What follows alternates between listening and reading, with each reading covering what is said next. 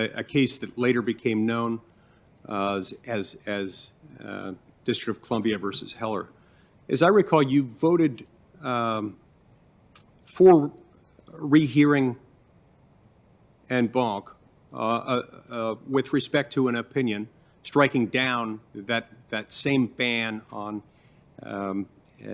handguns within the District of Columbia. And of course, later in the same proceedings of the same case, the Supreme Court struck down the ban. Can you tell us why you voted the way that you did, and why you voted to give D.C. another chance to defend its ban on handguns in that case?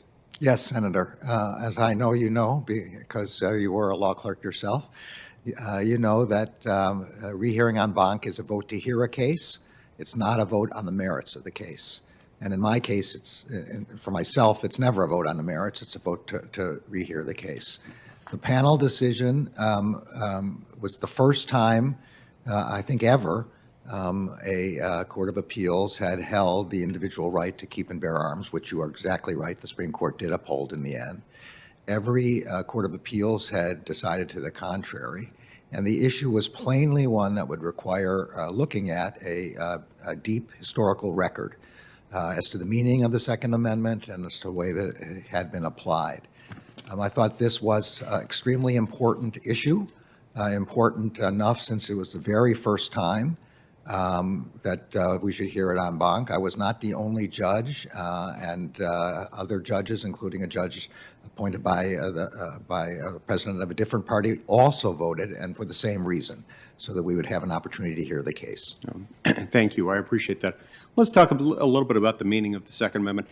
How do you view it? And do you agree with Justice Thomas's analysis in his dissent in the Rogers case that the Second Amendment right to bear arms certainly includes the right to carry operable firearms in public for self-defense? So my view is totally controlled by the Heller opinion.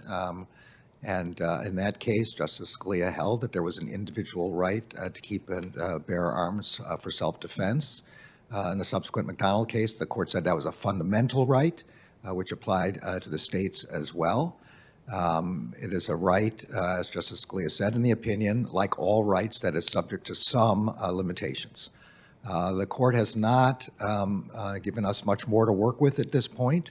And I do think, as I said with respect to my vote en banc, this is a matter that requires careful historical examination, which I have never done, and I certainly can't do sitting here for you. So I don't have an opinion on that question. Okay. You've been in a judicial role for the last 20 going on 25 years. Yes, sir.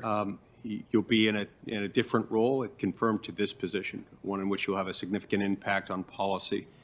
So let's talk about policy as it relates to the Second Amendment briefly. Do you support universal background checks? Well, I do think that it's very important that we be careful that people who are entitled to have guns get the background check that allows them to have them. And that those who are not entitled and we are concerned about because they're threats, because of they're felons, or for whatever reason barred by the law, that we have that there is an opportunity to determine that they not be given a gun. Do you support banning specific types of guns? I'm sorry. Do you support banning of certain types of firearms? Well, as I'm sure you know, the president is a strong supporter of gun control and has been an advocate all of his life, his professional life, on this question. The role of the Justice Department is to advance the policy program of the administration as long as it is consistent with the law. And as I said, so far we have a little indication from the Supreme Court as to what this means, but we don't have a complete indication. And where there is room under the law for the president's policies to be pursued, then I think the president is entitled to pursue them.